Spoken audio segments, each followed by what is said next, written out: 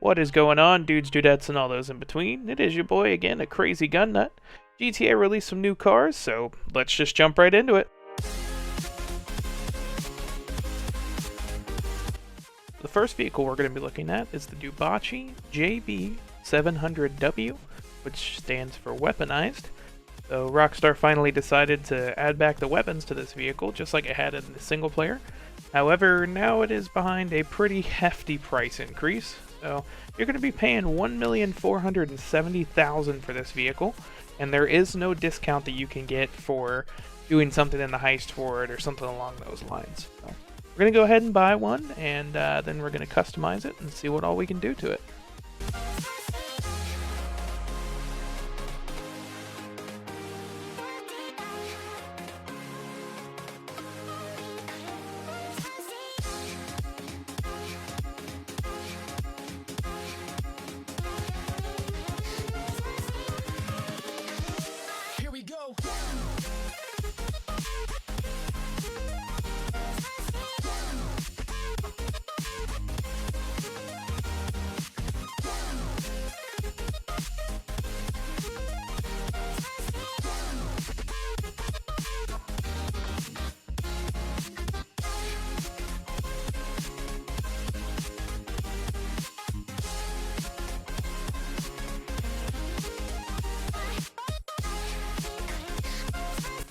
So I gotta be honest, I am less than enthused with the modifications you can do to this car.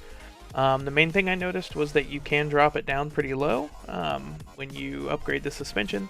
However, I'm uncertain if this is any different than the unweaponized version, because I have never owned the unweaponized version. But you can add some guns. You can add spikes that you drop behind you for $99,000, or you can add an oil slick for $120,000. And then, of course, you can make the guns work for $115,000. So all said and done, you're going to be looking at a little under $2 million for a weaponized version of this car. And honestly, the weapons are kind of crap. The car is very hard to control in the snow. Obviously, that's kind of a yearly thing. I haven't had a chance to test it on without snow. But all in all, it's not really worth the money to me. If it's a car that you really want the James Bond car with the machine guns on it, then absolutely go for it. But it does seem a little expensive for what it is, and honestly, I personally wouldn't buy this car. I actually sold it at the end of this clip, so do with it what you will. However, I would not recommend it.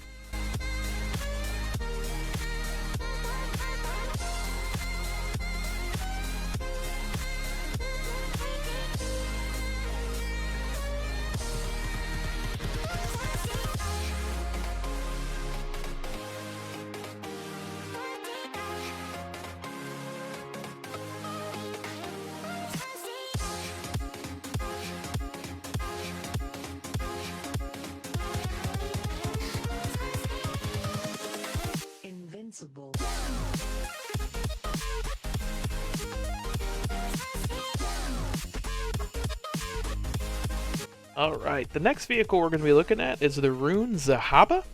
You can buy it now for the low price of $2.4 million, or if you use it in the heist, you can actually get it for $1.8 million, which is quite the steal for an unweaponized amphibious vehicle. So it doesn't have any weapons, unfortunately, but like I said, it is amphibious. It turns like a tank, so it doesn't actually have like front wheels that steer. It kind of like pivots on its wheels.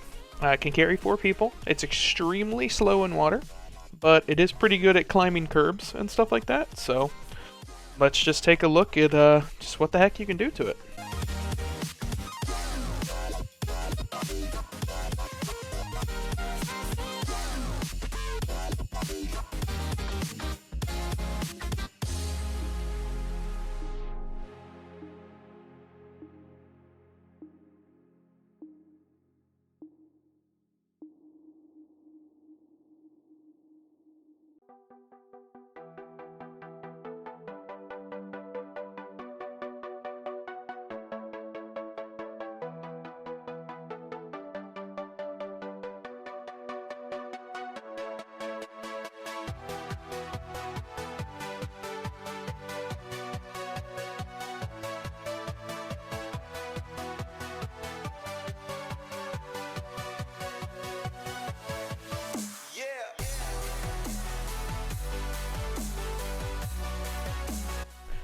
So again, with this vehicle, it's definitely an interesting vehicle, but it is very expensive, and this one is actually not weaponized at all.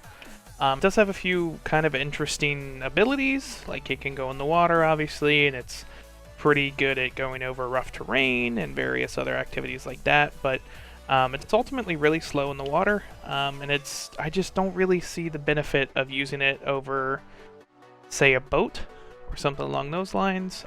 Maybe if it had some weapons, it'd be a little bit more viable, but overall, I just don't think it's really worth the cost. I'll probably be selling this one as well, or maybe just keeping it for the sake of novelty. But regardless, those are the two new vehicles in GTA Online. We should be getting a new one hopefully this week.